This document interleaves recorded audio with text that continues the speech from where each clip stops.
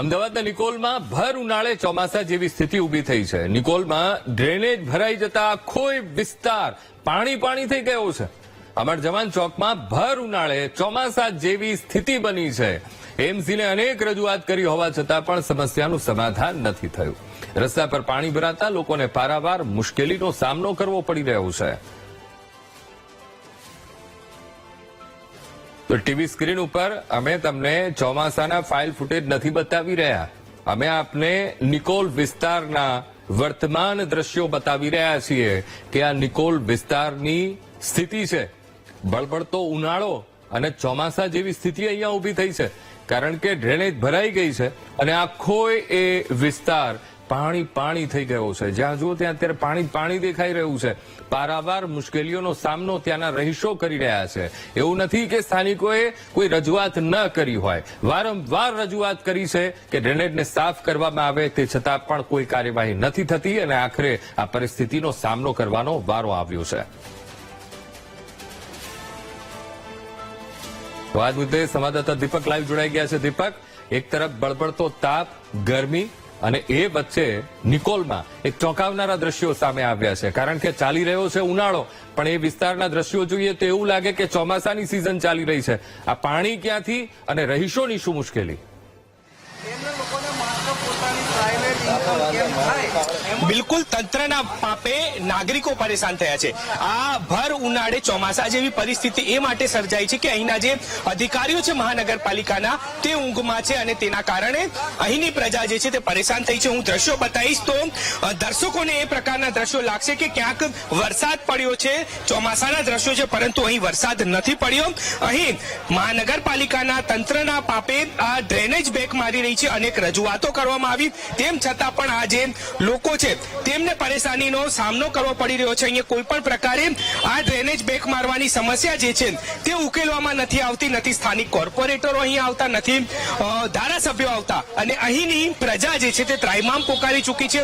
ઉપર બળબડતો તાપ અને નીચે પાણીમાંથી પસાર થવું પડી રહ્યું છે। લોકોને આ ડ્રેનેજના પાણીમાંથી પસાર થવું પડી રહ્યું છે, એટલે કે ક્યાંક લોકોને આ પ્રકારની પરિસ્થિતિનો સામનો કરવો પડી રહ્યો છે। એટલે મહત્વની બાબત એ છે કે જે પ્રકારે શહેરની અંદર પરિસ્થિતિ સર્જાઈ છે, કેટલા સમયથી આ પરિસ્થિતિને કેવી હાલાકી પડે છે? 5 વર્ષથી આ પરિસ્થિતિ છે, કાયમ માટે હાલાકી છે। ગટરના પાણી રોજે રોજ નીકળે છે। 12 વાગ્યા ચાલુ થાય 5 વાગ્યા ગટરનું પાણી શેકેલાઈ જાય છે। કાયમના માટે રજૂઆત કરતા કોઈ સાંભળતું નથી। એની રજૂઆત ગોપાલ ચોક એરિયો ક્યાં આવ્યો એ અમુક ધારાસભ્ય કોઈને ખબર નથી કે શું થાય છે, અને એને સ્કૂલના જે બાળકો છે એને કાયમ માટે, અને આજુબાજુ સોસાયટીમાં ઝાડા ઉલટી બધાને એટલા થઈ ગયા છે કે દવાખાને જે દાખલ કરવા પડે છે। કાયમ માટે ગટરનું પાણી ભરેલું આવે છે। બિલકુલ, કેટલી રજૂઆતો કરી તમે? રજૂઆતો અનેક વખત કરી છે, લેખિત પણ રજૂઆત કરી છે, મૌખિક પણ કરેલી છે, છતાં કોર્પોરેટર કે ધારાસભ્ય કે અધિકારી કોઈ પણ કાન જ કરી રહ્યા છે। વારંવાર રજૂઆત કરવા છતાં એક પણ ધારાસભ્ય કે કોર્પોરેટર અહીંયા ફરકતો પણ નથી। અને આ ગંદુ પાણી છે એ અત્યારે પીવાના પાણીમાં ભળી ગયું છે અને લોકોને ઝાડા ઉલટીના કેસ અનેક સોસાયટીમાં બની ગયા છે। અનીશભાઈ, કેટલી વખત રજૂઆત કરી હશે આપે? કારણ કે છેલ્લા 3-4 મહિનાથી તો આ પરિસ્થિતિ હું જોઉં છું। કોર્પોરેટર કે ધારાસભ્યો અહીં આવે છે ખરા પૂછવા માટે કે ભાઈ આ પરિસ્થિતિનું નિરાકરણ ક્યારે થશે, એવું કંઈ? છેલ્લા 10 વર્ષથી અને એમાં પણ છેલ્લા 8 મહિનાથી ભારતીય જનતા પાર્ટીના કોર્પોરેટરો, ભારતીય જનતા પાર્ટીનો આ ધારાસભ્ય આ વિસ્તારમાં ફરકતા નથી। ખોબલે ને ખોબલે આ વિસ્તારની જનતાએ ભારતીય જનતા પાર્ટીને વોટ આપેલા છે। વોટ આપ્યા પછી એ લોકોની જે ફરજ હોય છે એ ચૂકી જાય ગયા છે। ભારતીય જનતા પાર્ટીના ધારાસભ્યોને અને કોર્પોરેટરોને પોતાની અંગત સંપત્તિ વધારવામાં રસ છે, પ્રજાની મુશ્કેલીઓ વધારવામાં રસ છે। આ વિસ્તારના નાગરિકોએ વારંવાર રજૂઆત કરી છે, છતાં આજની તારીખમાં આ વિસ્તારની અંદર ગોપાલ ચોકની અંદર 93 ઢાંકણા નાખવામાં આવેલા છે ગટરના, અને 10 પાણીની મોટી મોટી પાઇપલાઇનો ઉતારવામાં આવેલી છે। પણ મને ક્યાંક એવું દેખાઈ રહ્યું છે કે અધિકારીઓ અને ભ્રષ્ટાચારી કોર્પોરેટરો, ધારાસભ્યોના પાપની સજા આ ગોપાલ ચોકની નિર્દોષ જનતા ભોગવી રહી છે। બિલકુલ, તો લોકોને હાલાકી અને પરેશાનીનો સામનો કરવો પડી રહ્યો છે, કારણ કે હું દ્રશ્યો ફરી બતાવવા માંગીશ કે આ જે દ્રશ્યો છે તે વરસાદથી પાણી ભરાયાના નથી, પરંતુ તંત્રના પાપે જે ડ્રેનેજ બેક મારી રહી છે તેના આ દ્રશ્યો છે। અહીં મહિલા છે, તેમની સાથે વાત કરવાનો પ્રયાસ કરીશું, કારણ કે મહિલાઓ જે છે તે ખૂબ આ પ્રભાવિત થતી હોય છે। બેન, પાણી કેવું આવે છે ઘરે આ વરસાદ? અરે બહુ ખૂબ પાણી આવે છે, કંટાળી ગયા છે। આજે વરસાદનું પહેલા પાણી ગટરનું ઘરમાં આવે છે તો આ છોકરાઓને રોજ લેવા મૂકવા માટે આ 2 સ્કૂલ નજીક પડે છે તો છોકરાને ગટરના પાણીમાં રોજે લેવા આવવાનું મૂકવા આવવાનું અને આ છોકરા બીમાર પડે તો એની જવાબદારી કોણ લેશે? પીવાનું પાણી કેવું આવે છે બેન? પીવાનું પાણી એ ખરાબ જ આવે છે, મિક્સ થઈને જ પાણી આવે છે. આમાંથી લોકો ઘરમાં ઘણા બીમાર છે, કેટલી દવાઓ લાયા છે. આજે બાએ બીમાર છે, છોકરીની 8 વખત દવા લાયા છે અને આ છોકરાઓ ઘરમાં બીમાર પડે, માણસો બીમાર પડે તેની જવાબદારી કોની રહે? વોટ લેવા તો ઘરે ઘરે આવો છો તેનું જવાબદાર તો લેવું પડશે ને. રોજ કમ્પ્લેન કરીએ છીએ, સવારે કરીએ છીએ, સાંજે કરીએ છીએ, એનો જવાબ કોઈ આપતા નથી. બિલકુલ, તો આ પરિસ્થિતિ અહીંના નાગરિકોની છે. આ નાગરિકોની વેદના હતી કે તેઓ વોટ તો આપ્યા પરંતુ હવે કોર્પોરેટર પણ અહીં ફરકતા નથી, ધારાસભ્ય નથી ફરકતા અને મહાનગરપાલિકાના જે અધિકારીઓ છે તે તો જોવા સુદ્ધા પણ નથી આવતા. એટલે કે ક્યાંક શહેરની અંદર આ પરિસ્થિતિ નિકોલ વિસ્તારની છે કે જે સ્માર્ટ સિટી કહેવાય છે પરંતુ આ સ્માર્ટ સિટી નથી, કારણ કે અહીં અધિકારીઓના પાપે આ ડ્રેનેજ બેક છેલ્લા 10 મહિનાથી મારી રહી છે. લોકોના ઘરે ગટરવાળું ગંદુ પાણી જે છે તે જઈ રહ્યું છે અને લોકોને પીવાનું શુદ્ધ પાણી પણ નથી મળતું. એટલે કે ક્યાંક અહીંની પ્રજા જે છે તે ત્રાહિમામ પોકારી ચૂકી છે અને એ માંગ કરી રહ્યું છે કંઈ સોલ્યુશન લાવવામાં આવે, તેમના વિસ્તારની અંદર જે ડ્રેનેજ બેક મારી રહી છે તેનું નિરાકરણ લાવવામાં આવે અને અહીં જે છેલ્લા ઘણા સમયથી આ પ્રકારની પરિસ્થિતિ સર્જાઈ રહી છે તેનું નિવારણ લાવવું જોઈએ.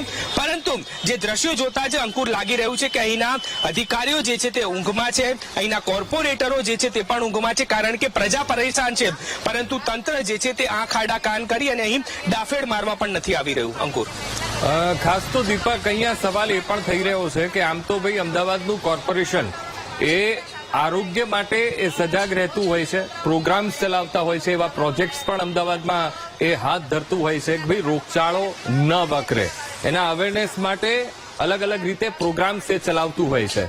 અહીંયા શા માટે આંખો બંધ કરી દે છે? અહીંયા એએમસી ને દેખાતું નથી કે ભાઈ આ ગટરનું પાણી અહીંયા ભરાય છે તો રોગચાળો વકરશે અને શહેરીજનોની જ મુશ્કેલી અહીંયા ઊભી થવાની છે. બિલકુલ અંકુર, તે એ કહી શકાય કે જે પ્રકારે શહેરની અંદર ઉનાળાની અંદર રોગચાળો તો ફાટી નીકળ્યો છે પરંતુ આ જે ડ્રેનેજ બેક મારી રહ્યું છે તેના કારણે પાણીજન્ય રોગચાળો જે છે તે ખૂબ જ વધ્યો છે. અહીંના વિસ્તારની અંદર ઝાડા ઉલટીના કેસ જે છે તે સૌથી વધારે જોવા મળી રહ્યા છે કારણ કે આ ડ્રેનેજ બેક મારી રહ્યું છે અને આ બેક મારવેલા પાણીનું જે પીવાનું પાણી છે તેમાં પણ મિશ્રણ થતું હોય છે અને લોકો જ્યારે આ પાણી પીવે છે ત્યારે તેમને ખૂબ જ હાલાકીનો સામનો કરવો પડી રહ્યો છે. એટલે કે લોકો ખૂબ જ ત્રાહિમામ પોકારી ચૂક્યા છે કારણ કે આ સમસ્યાના કારણે અહીં રોગચાળો વકરી રહ્યો છે. લોકો સાથે આપણે વાત કરવાનો પ્રયાસ કરીશું. કેવી તકલીફ થાય છે અહીંયાથી, કેટલા સમય? 2 મહિનાથી તકલીફ છે, કોઈ સાંભળતું નથી. આ રોજ આટલા પાણીમાં આવવું પડે છે. બોલો ચોમાસામાં શું હાલત હશે? અત્યારે એવી દશા છે તો ચોમાસામાં કેવી દશા હશે? રોગચાળો કેવો વકરે છે? રોગચાળો ફાટી પડશે હમણાં, જોજો ને તમે. અત્યારે આ ગરમી બિચારા માણસોની કેવી દશા ખરાબ થાય. કોઈ પ્રશાસન વાળા સામે જોતા જ નથી, કોઈ આવતું નથી. એમને ખબર નહીં પડતી આ 2 મહિનાથી થાય એવું ભરાય છે. બિલકુલ, તો લોકોની આ દશા છે કારણ કે આ દુર્દશા કોર્પોરેટરો અને જે અધિકારીઓ છે તેમના પાપે થઈ છે કારણ કે તે લોકો અહીં ડાફેડ મારવા નથી આવતા. 10 જેટલા મહિના જે છે તે આ પરિસ્થિતિના થઈ ચૂક્યા છે અને લોકોને ખૂબ જ હાલાકીનો સામનો કરવો પડી રહ્યો છે. એટલે કે ક્યાંક આ પ્રકારની પરિસ્થિતિ જે છે તે થઈ ચૂકી છે. કેવી હાલાકી થાય છે, ઘરમાં રોગચાળો થાય છે આવી દશાના કારણે, આ કોર્પોરેટરોના કારણે? પીવાનું પાણી ખરાબ આવે છે, ગટરનું પાણી ભળી ગયું છે. 8 મહિનાથી આનો આ પ્રોબ્લેમ છે. કેટલી વખત અહીંયા બધા આવીને ગયા છે, કોઈ આનું કાંઈ થયું નથી. હવે નહીં થાય તો કાલ રોડની ઉપર બેહીને બધા સોસાયટી આજુબાજુનો વિસ્તાર આ રોડ પેક કરવાનો છે. બિલકુલ, તો આ પરિસ્થિતિ છે કે હવે એ છૂટકે તે લોકો જવા જઈ રહ્યા છે કે તેમને આ રોડ ઉપર જો પાણી ઉતરશે તો રોડ ઉપર ધરણા પર જ બેસી જશે. કારણ કે અત્યાર સુધી અનેક રજૂઆતો કરવામાં આવી છે તેમ છતાં પણ અહીંના જે સ્થાનિક કોર્પોરેટરો અને અધિકારીઓ છે તે અહીં ડાફેડ મારવા નથી આવતા, તેમની રજૂઆત નથી સાંભળતા અને અહીંની જે ડ્રેનેજ વ્યવસ્થા છે તેને વધારે વ્યાપ આપવા માટે થઈને કોઈ પણ પ્રકારની કાર્યવાહી નથી કરવામાં આવતી. એટલે કે અંકુર, ચોક્કસપણે એ લોકોની મનસા એ છે કે તેમને કામ નથી કરવું કારણ કે જો તેમને કામ કરવું હોત તો અહીં આ પ્રકારે જે પરિસ્થિતિ 10 મહિનાથી સર્જાઈ રહી છે તેનું નિરાકરણ આવ્યું હોત.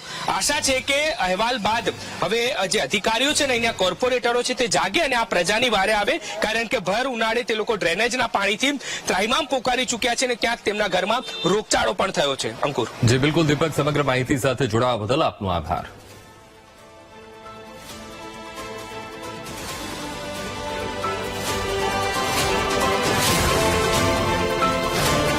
નિકોલનો આ ગોપાલ ચોક વિસ્તાર અને છેલ્લા 5 વર્ષથી આ પરિસ્થિતિનો સામનો કરે છે.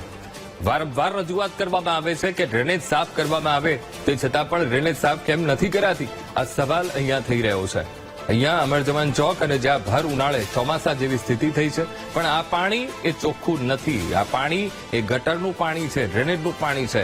રોગચાળો વકરશે, લોકોના સ્વાસ્થ્યને અસર પડશે, તેની જવાબદારી કોણ લેશે, આ સવાલ અહીંયા થઈ રહ્યો છે.